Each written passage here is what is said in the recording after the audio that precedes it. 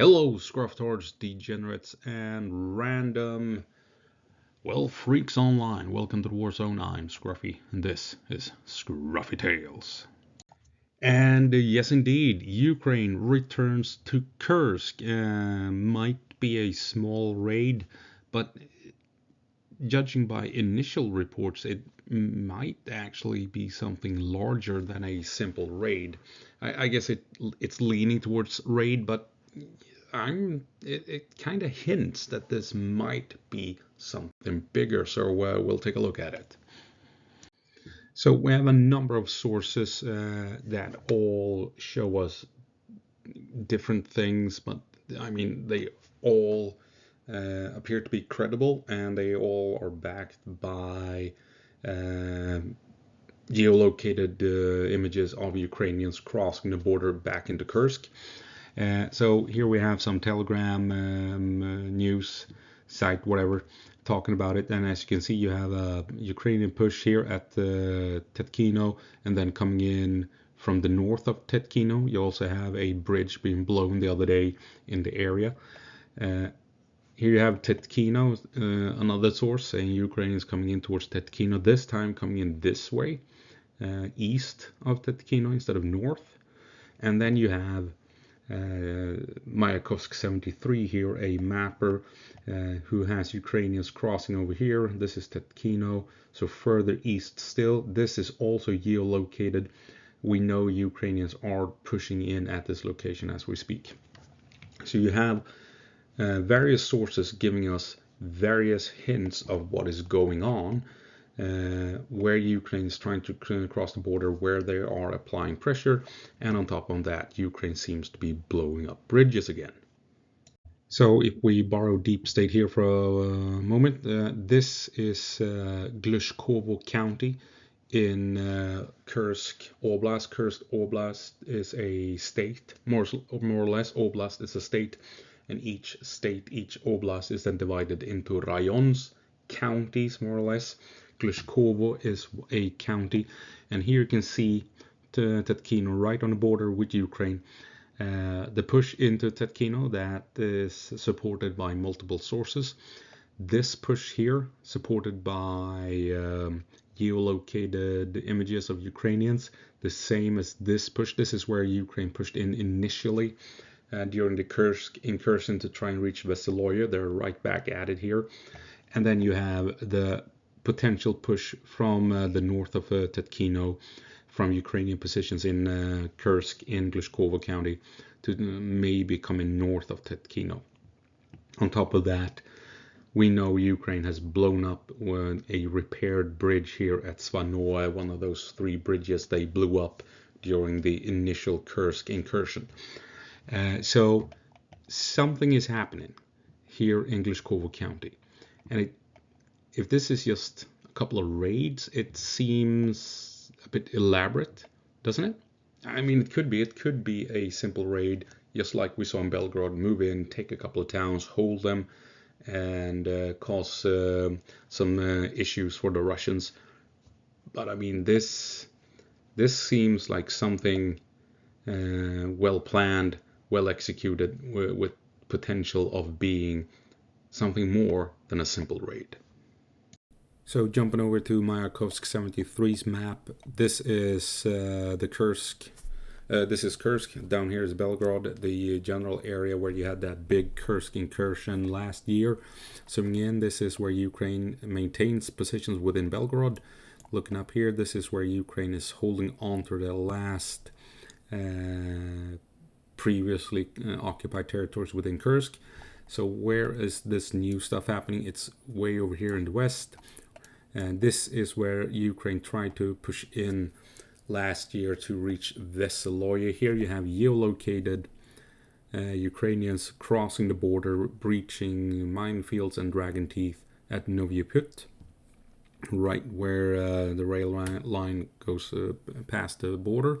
And then you have further west still Tetkino, which seems to be the main focus of this raid, or maybe a second incursion. So we have attacks coming through here and towards Tetkino, maybe in north as well. Let's head on over to Ukraine control map. It goes here. Damn it, collapse legend. Here you can see these are recently geolocated Ukrainian units right here on the border, coming in to the east of Tetkino. We know there's an attack aimed at Tetkino, and also geolocated, not yet showing on this map, but geolocated over here at Noviaput. So you have these confirmed locations, and then you have a bridge blown yet again up here at Svanoa. It would be this bridge that Russia repaired, and it has now been blown up again.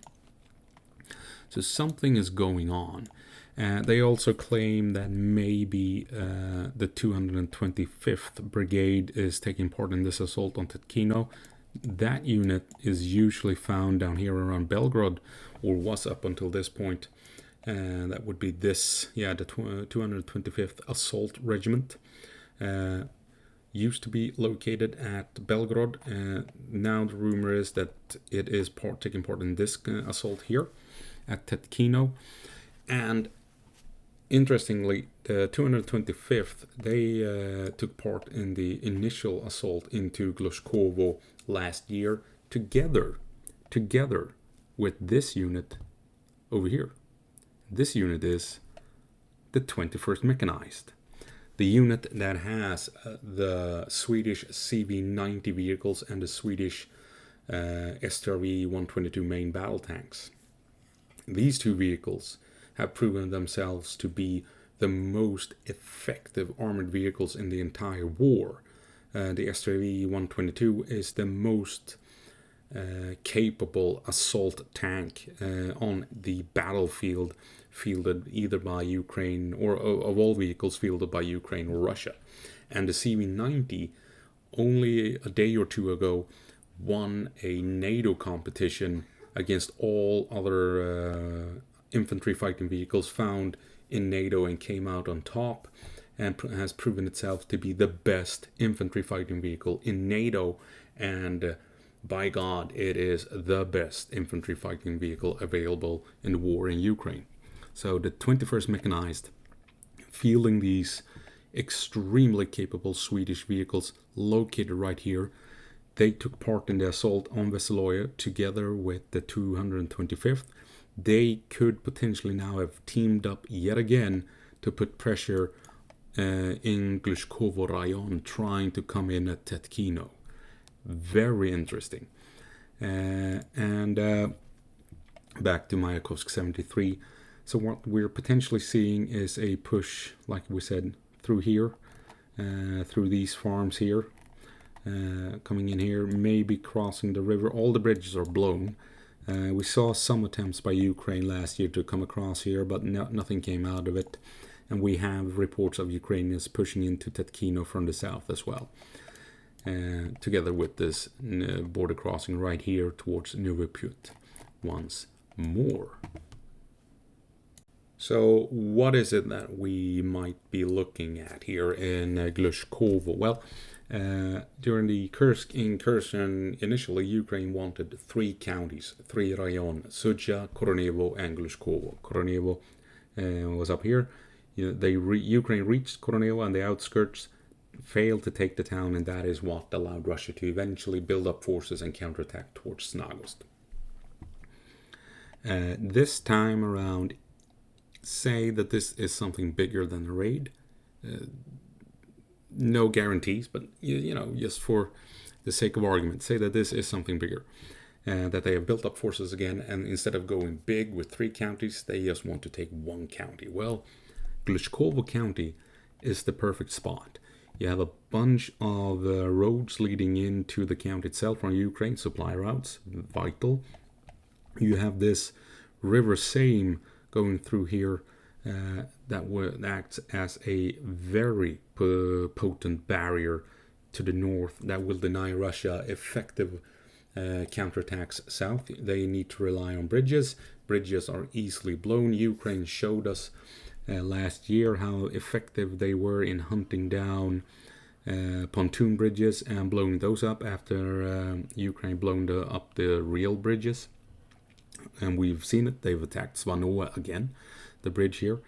And That means Russia can only effectively come in from the east to try and counter a Ukrainian incursion, making it easy for Ukraine to direct artillery and drones and what have you into the area over here to make it difficult for Russian units to effectively push to counter a proper incursion, especially if Ukraine also blows up the bridges here at the Glushkov, Svano, and I believe the third big bridge is over here at Kursk. I think that is the location of it. So say Ukraine blows those up, then Russia can't really send in reinforcements effectively from the north. And Ukraine, with this push, well, that is more than likely going to tie up Russian forces in the area, won't it? So say that, they push in here, cause some trouble. They're maybe not take Vasiloye, they failed doing that last year, but it's going to draw the attention of Russians in the area. They're going to they need to deal with Ukrainians over here, meaning fewer Russians to fight at Tetkino. This push, again, same thing really.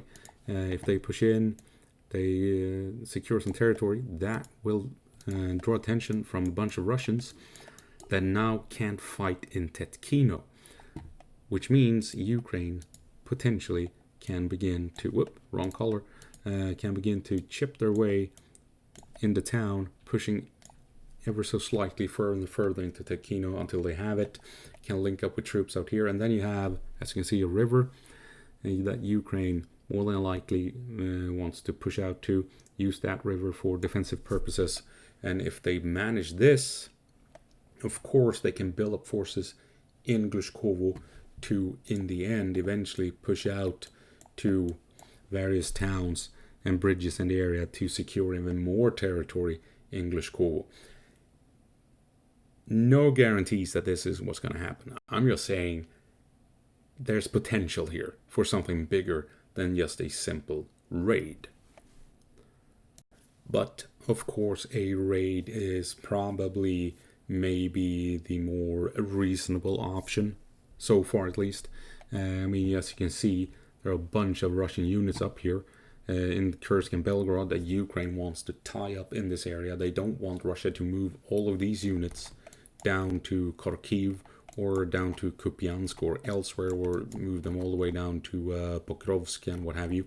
They want them stuck up here because it means all the logistics, all the support, everything needed to support these units are trapped in Russia and can't be used to support other frontline units in Ukraine. You can't move them around to support various sections of the front line in Ukraine. Everything needed to support these units is stuck in Russia and can't help anyone else. Right? It's just not the soldiers that are trapped in Russia. Everything supporting the troopers, manpower, fuel, mechanics, medics, staff, officers, everything that keeps the army going is stuck in Russia and can't help the frontline units in Ukraine. So Ukraine wants to tie them down in Kursk, in Belgorod, so they can't be used elsewhere. And if they can inflict casualties, more casualties on the Russians, then Russia will move more troops up here, and just Ukraine can keep grinding them down and slowly but surely moving assets from within Ukraine to Russia instead, right? So it's like I said over and over during the actual Kursk incursion, Ukraine wants to move the war from Ukraine into Russia. Because so far, it's successful. So far, Russia has allocated at least 100,000 troops to Kursk. We know that Ukraine has inflicted almost 40,000 casualties at minimum during these 10 months in Kursk and Belgorod. And Russia tries to maintain 50 to 60,000 troops at any given time in the area. So, we're looking at least 100,000 troops over time shifted into Kursk and Belgorod away from the front line in Ukraine.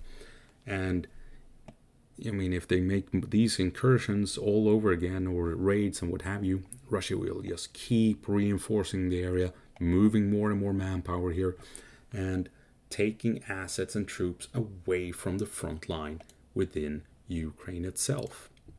This is a super crucial part of the battlefield, and right now we might see some of Ukraine's more elite units trying to push into Glushkov and tie up even more Russian assets here in Kursk Oblast. And that's it. That's all I have for this time around. We need to keep an eye on this, so check out your usual reliable sources for more news on and updates on this. And I mean, it's interesting that the 21st Mechanized is located, last known location, just outside of Tetkino. Rumors that the 225th might be involved in this. These two units aggressively pushed into Glushkov last year, and they might be itching for some payback and getting back into the fight in this area that they were supposed to take control over last year. So keep an eye on it, check your reliable sources, and hopefully this is something more than a raid. As always, go på marsch Ukraine and give them hell.